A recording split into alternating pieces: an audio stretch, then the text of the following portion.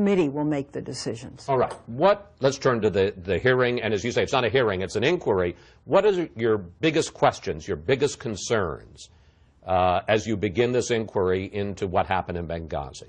Well, my biggest concern is there are literally hundreds of threat warnings in the material that has been accumulated.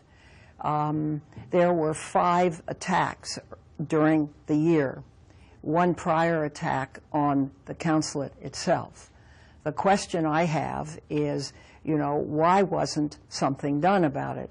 There are many options. One is to recall the ambassador, sit down with him, have his personal assessment of security, see what you can do, and do it. The second is to immediately beef things up in a major way. Changes were made, but the changes were not major.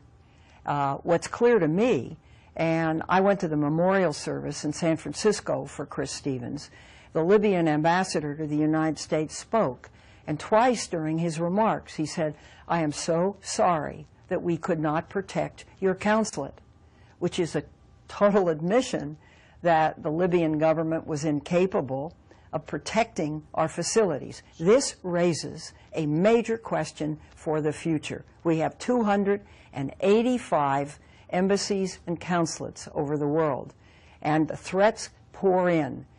What do we do? And let me ask you, if I may, Senator, excuse me, directly. Do you think that U.S. officials in Washington had enough information beforehand, enough of these warnings to beef up security before the attack ever happened?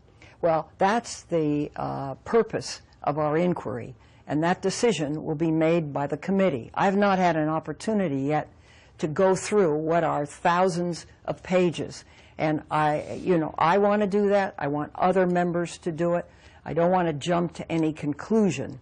But it would appear to me, and this is just me, that the 5 prior incidents in the year, which aren't intelligence, they're not threats, they're actual attacks on the British ambassador, on our consulate once before, on a number of other things on the United States missions. Now, that, to me, is sufficient intelligence to make a decision.